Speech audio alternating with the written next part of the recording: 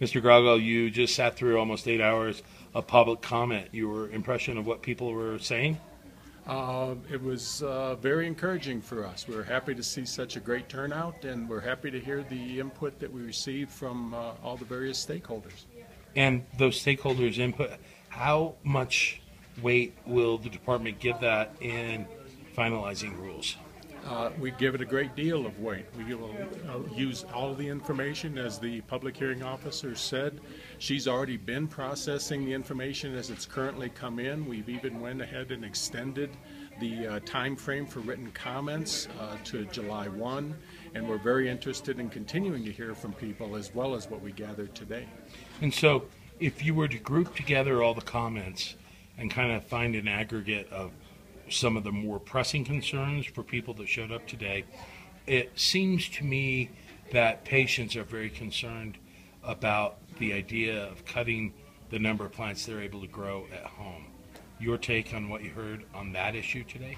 I would agree with you, Peter, on that issue. Absolutely. I think that was an important one. I also think we anticipated there would be questions about things like fees and the idea that we want to work towards ensuring that there's an adequate supply for patients and they're able to have that available to them. So that was all part of the message that we heard today, and we'll take with us as we continue to complete the process.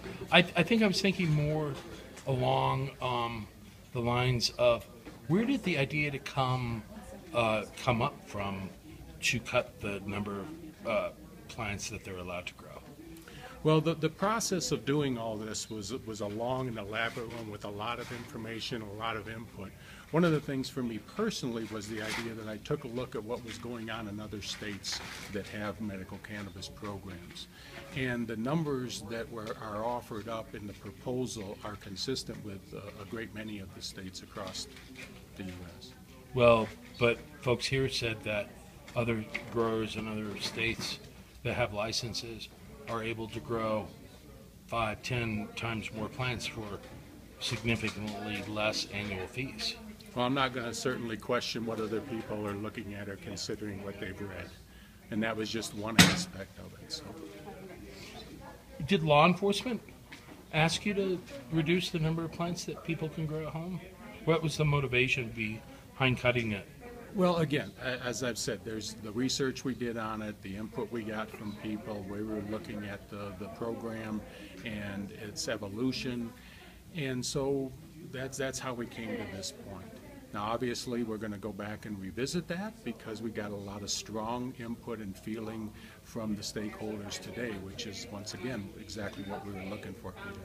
And the commercial producers, aware of the shortages in the state, the survey that was done last year by Dominic, say that it would be better to have the independent officer bifurcate and look at just initially putting out rules to increase plant count to deal with the immediate shortages, and then maybe going back and opening up dialogue for the stakeholders on the other issues. Is that anything the department would consider? I certainly heard that stated today, as you did. Absolutely.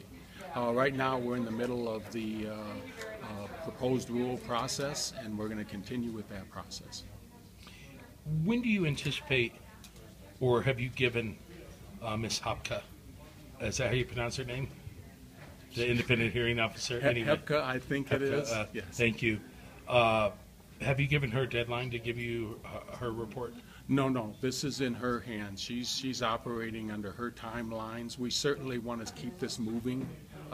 It's important for everybody, as we heard today, to keep this on track and going forward and trying to reach a resolution so that we can release final rules and move forward then with the licensed nonprofit producer application process, which would unfold afterwards. And the health secretary said that she may open up that process to up to a dozen new producers. Is it your intent to make sure that geographic zones in the state that aren't well served are the top priorities for issuing those new licenses? We haven't begun to discuss anything particular in that regard, Peter. What is your response to the chatter that we hear? And I think it's a fair question because it's out there and we all know it's out there, that these rules were designed to kill the program. We absolutely disagree with that. I mean, just common sense tells you that we wouldn't be, proposing increases in plant counts. We wouldn't be proposing adding additional nonprofit producers and all of that if that was the intention, and it certainly isn't by any stretch. So the producers have a lawyer, and those lawyers say that these rules that were published by the Department of Health may have overstepped the department's authority. Do you think that you're within the scope of your rulemaking authority to impose annual registration fees on patients when I guess the state law that they showed me says that the department shall, and that keyword shall, issue a license as long as they provide certain elements, and there's no mention of a fee. So how are those fees justified? Well, I guess I'd go back to your first question, and that would be my response is that that's a legal question, and I'm not in a position to answer in that regard. In terms of fees themselves, we are a self-sufficient program, as everybody understands, and as the industry evolves and there are new products, new methods, new this, new that, we're responsible for being accountable and manage the program and its growth. And so that's one of the reasons that fees are a necessary evil, if you will. How did you prepare for today's meeting? I'm not sure that I would have the stomach to sit through 8 hours of people yelling and screaming and calling me names, and how were you able to cope with that today? Well, as I've told folks before, Peter, we're just excited that there's this kind of interest and that people were willing to take the time out of their day to come up here and share with us not only their verbal commentary, but also the written comments that we've received. And we've got a lot of them. And so it's just really great to see that people are so passionate about this, and rightfully so, because we value it as a department as well. Was that a miscalculation, though, that there wasn't maybe more dialogue, right or wrong? People here today said that the rules were, in their view, developed in secret behind closed doors.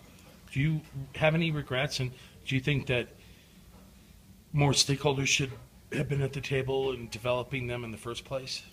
Well, there's always going to be the potential for second guessing, and I do realize that I wasn't here the last time this process was undertaken, and it was very early in the development of the New Mexico program. So I would be reluctant to even comment on that because I don't have a personal perspective on the historical aspect. But let's put that aside and separate. In this incident, should you have invited more stakeholders to the table to develop these rules proposals? Well, we did get input from people. As we said in our frequently asked questions, notification, and other things, we did get input, and we kept input, and we're constantly receiving input. We talk to patients every day. We talk to producers just about every day. We talk to everybody involved on a regular basis, and we take every conversation seriously.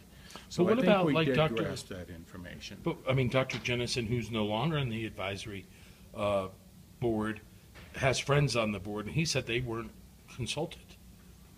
Well, I'm not going to contradict his impression.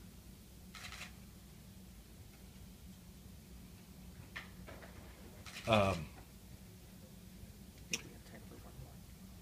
I can't even think of one more because that just doesn't make sense to me.